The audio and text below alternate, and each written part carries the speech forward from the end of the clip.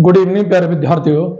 आ जाइए एक बार और आपके अधिगम का जो ये लगातार टॉपिक चल रहा है उसकी आज ये तीसरी क्लास है और इस क्लास में हम बात करेंगे अधिगम की विशेषताओं के बारे में। और अधिगम की विशेषताओं के बारे में मैं आपको बता दूं सबसे पहले कि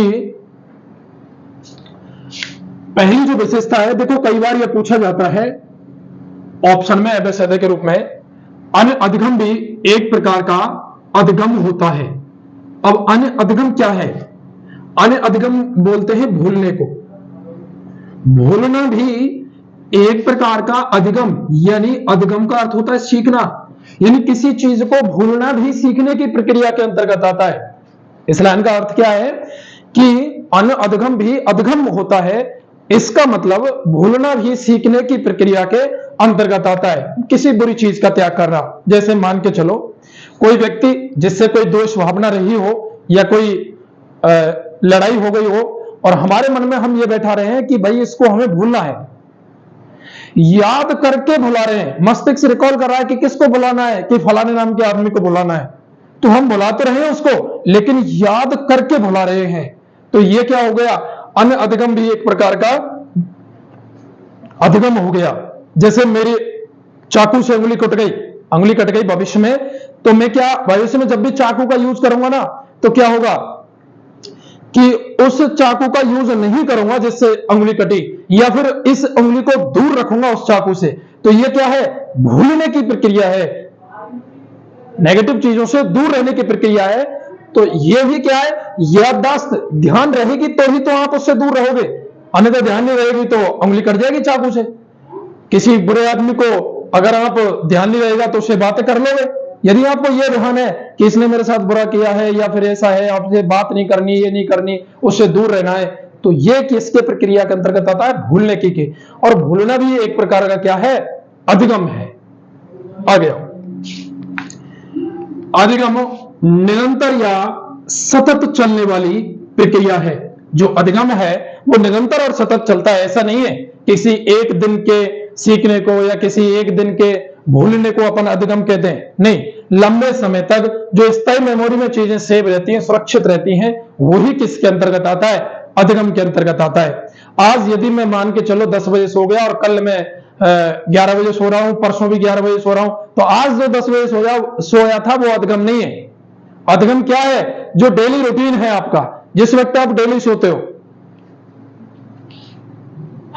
अधिगम सार्वभौमिक प्रक्रिया है। अधिगम कैसी प्रक्रिया है? एक सार्वभौमिक होती है। सार्वभौमिक सर्वदा सत्य। इसका मतलब जैसे मान के चलो मैं पढ़ा रहा हूं आपको अधिगम का टॉपिक, तो आप मेरे यहां जैसे अभी किसी एक डिस्ट्रिक्ट में बैठकर पढ़ रहे हो, भारत देश में जो व्यक्ति पढ़ सकता है वो क्या अमेरिका में नहीं पढ़ सकता? पढ़ सकता है। अधिगम के टॉपिक को आप कमरे के अंदर बैठ के पढ़ सकते हो, क्या छत के ऊपर नहीं बैठ सकते? इसको नहीं कर सकते क्या? पढ़ाई को कंप्लीट कर सकते हैं। तो अधिगम क्या है? एक सार्वभौमिक प्रक्रिया है, कहीं भी बैठ करके पढ़ सकते हैं। अधिगम अनुभवों पर आधारित होता है। अधिगम किस पर आधारित होता है? अनुभवों पर आधारित होता है। यानी कि हमारे जो अनुभव होते हैं जिंदगी के, जैसे मैंने अभी बताया आपको कि किसी बुरे आदमी से संपर्क हो या किसी चीज से आपको नुकसान हो, तो वो आपका पास्ट यानी आपका जो भूतकाल था उसका अनुभव था, और उस अनुभव को आप अभी ध्यान रख करके और उन चीजों से दूरी बना रहे हो। तो ये क्या है? आपका अनुभव है। ये क्या है? आपका अनुभव। और अभ्यास, अनुभव और अभ्यास दोनों किसके परिणाम है? अधिगम के हैं। अभ्यास और अनुभव। आगे क्या है? अधिगम आदतों के अर्जन की प्रक्रिया है। जो अधिगम है वो आदतों के अर्जन की प्रक्रिया है। आपकी आदत बन रही कि भाई मेरे को तो सुबह जग करके डेली पानी पीना है, ठीक है, जग करके डेली हल्का गर्म पानी पीना है, उसके बाद में फ्रेश होने जाना है।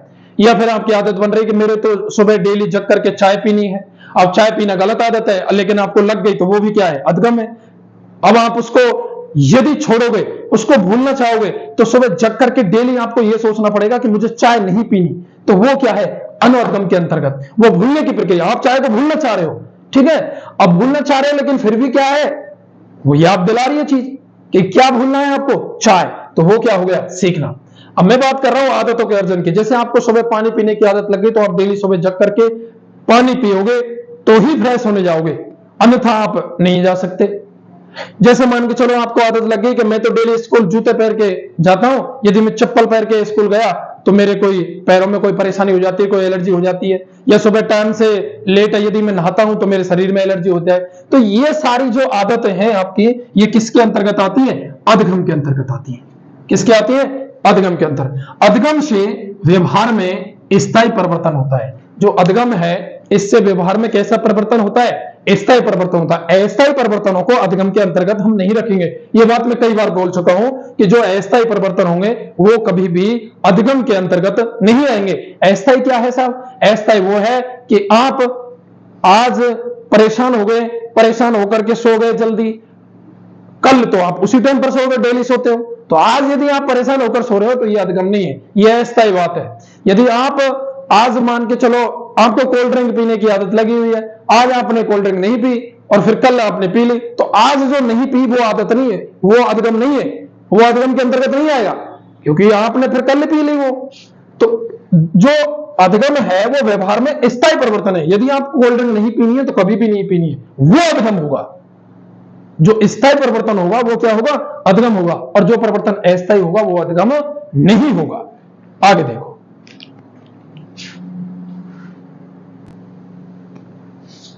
अब आ जाइए अधगम के प्रकार। और अधगम के प्रकार क्या हैं? अधगम के जो प्रकार हैं वो हैं आपके, जैसे देखो डेविड ओशुबेल के अनुसार मैं अधगम के प्रकार बता रहा हूं आपको। पहला जो टाइप है वो है अभिग्रहित करके सीखना, दूसरा है अनुकरण करके सीखना, तीसरा है रटंत सीखना, और चौथा है अर्थपूर्ण सीखना। ठीक है, अब इसमें क्या है? अभिग्रहित क्या है? आदमी स्वयं के सिद्धांतों, स्वयं के द्वारा, स्वयं के समझ के द्वारा, स्वयं के समझ के द्वारा किसी चीज को सीखने की कोशिश करता है, ग्रहण करने की कोशिश करता है, तो वो होता है आपका अभिग्रहित सीखना। यानी किसी दूसरे व्यक्ति की सहायता, जैसे किताबों से व्यक्ति खुद ही स्वाध्याय करते हैं, वो किसके अंतर्गत आता है? अभिग्रहित सीखने के अंतर्गत आता है। जब कोई व्यवस्था नहीं होती तो कई विद्यार्थी ऐसे होते हैं, देखो खुद पढ़ करके किसी कोचिंग संस्थान या स्कूलों का इतना सहयोग नहीं होता और खुद बच्चे अपने स्तर पर पढ़ते हैं और अच्छी परसेंटेज लाते हैं, वो प्रतिभाशाली बच्चे होते हैं, ऊपर गॉड गिफ्ट होती है। अनुकरण द्वारा सीखना, अनुकरण द्वारा सीखने का क्या अर्थ है?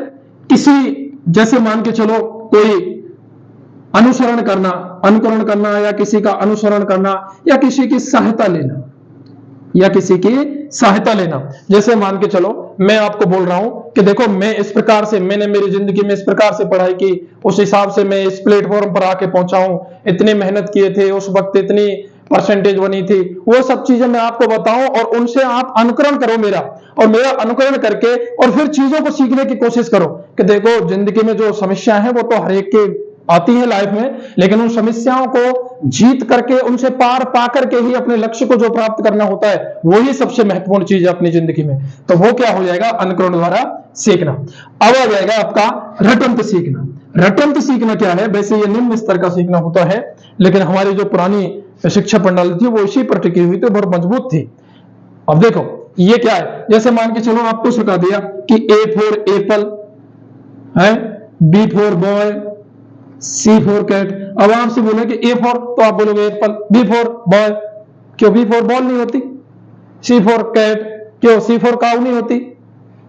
ए फॉर एप्पल बता दिया, ए फॉर तो कुछ भी हो सकता है, ए फॉर एरोप्लेन भी होता है, वो क्यों नहीं बोलते? यही क्यों बोलते? क्योंकि ये चीजें हमने छोटी क्लासों में रट करके सीखी है, और जो चीजें रट करके सीखी है वो किसके अंतर्गत आता है? रटंत सीखना के अंतर्गत आता है, रटंत प्रणाली के अंतर्गत। अब है आपका अर्थपूर्ण सीखना। ये देखो बहुत समझदारी, यानी समझ और विवेक, इन दोनों के आधार पर जो सीखना होता है, और ये बहुत अति उत्तम प्रकार का सीखना है। इसको मैं ये बोलूं कि सबसे अच्छे सीखने के तरीकों, सबसे अच्छा तरीका सीखने के तरीकों में से सबसे अच्छा जो तरीका है वो है क्या? अर्थपूर्ण सीखना। जैसे मैंने आपको बताया कि अधगम क्या होता है, अधगम का अर्थ सीखने में बताया, अधगम अनअधगम भी एक अधगम होता है, अधगम के कौन कौन से प्रकार है, अधिगम किन व्यवस्थाओं से डेविड ओसुवेल के अनुसार क्या है। तो ये जो भी मैं बता रहा हूं, ये सब चीजें आपको अर्थ बता करके समझा रहा हूं। तो ये जो प्रणाली है, ये है अर्थपूर्ण सीखना, यानी अर्थ के द्वारा सीखना, समझ करके सीखना। ये सीखने के सबसे अच्छे तरीकों में से है। ठीक है, अब हम आपसे बात करेंगे मनोवैज्ञानिक और उनके द्वारा दिए गए सिद्धांतों की, कि कौन कौन से मनोवैज्ञानिक ने कौन कौन से सिद्धांत दिए। वैसे तो आगे जाकर के आप सिद्धांतों को भी पढ़ोगे, लेकिन अभी तक आपके लिए काफी है कि आप सिद्धांत और किसके द्वारा दिए गए हैं उनका नाम ध्यान रहे। तो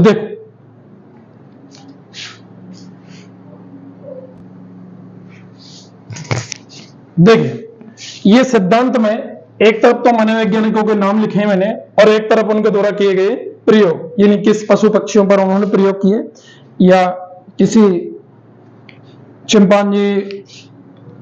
देखो, मनोवैज्ञानिक एक साइड में तो है मनोवैज्ञानिक, और एक तरफ है आपका प्रयोग। देखो, एक तरफ है मनोवैज्ञानिक और एक तरफ है प्रयोग। थॉर्नडाइक जो था, इसने बिल्ली पर प्रयोग किए। थॉर्नडाइक जो था, उन्होंने किस पर प्रयोग किए? बिल्ली पर प्रयोग किए, घंटी वाला प्रयोग। और जो इवान पावलोव था, उसने प्रयोग किए थे कुत्ते पर। स्किनर था, उन्होंने प्रयोग किए थे चूहे पर। देखो, बहुत इंटरेस्टिंग प्रयोग है। अब आपको इन्होंने विस्तार से समझाने लगूं तो एक प्रयोग में एक क्लास जाएगी। ठीक है, यदि आपके बुक में ये लिख रहे हैं तो आप पढ़ना, बहुत इंटरेस्ट है। बाकी रीट की टीचर की जब आप तैयारी करोगे तो आएंगे ये अच्छी तरह से। और वाटसन ने खरगोश पर प्रयोग किया था, टॉलमैन ने प्रयोग किया था चूहे पर, और कोहलन ने प्रयोग किया था चिंपैंजी, जो सुल्तान नामक वनमानुष था, उस पर। तो इस प्रकार से ये प्रयोग थे। ये केले वाला प्रयोग है। ठीक है, कुछ भी बोल देते हैं, कोई केला या कुछ और वस्तु देख लेना। छड़ी वाला प्रयोग था ये चूहे, इसने खरगोश पर, इसने चूहे कबूतर दोनों पर किए थे, इसने कुत्ते पर, और इसने किस पर किए थे? बिल्ली पर। बहुत शानदार प्रयोग हैं। इन प्रयोगों को यदि हम पढ़ लेंगे ना, तो ये चीजें हमको रटने की भी जरूरत नहीं पड़ेगी। लेकिन आप अब तो यही ध्यान रखेंगे कि थॉर्नडाइक बिल्ली, पावलोव कुत्ता, स्किनर चूहे या कबूतर, वाटसन खरगोश, टॉलमैन चूहा, और कोहलर चिंपांजी नामक। ठीक है, इस प्रकार से इनको ध्यान रखेंगे। और आज की क्लास में इतना बहुत है। आगे मैं आपसे कल बात करूंगा और इसमें जो भी कुछ रहा है। ठीक है, धन्यवाद साथियों। चैनल को सब्सक्राइब करें, वीडियो को लाइक करें, और बेल आइकन के बटन को दबाना बिल्कुल ना भूलें। जय हिंद, जय भारत।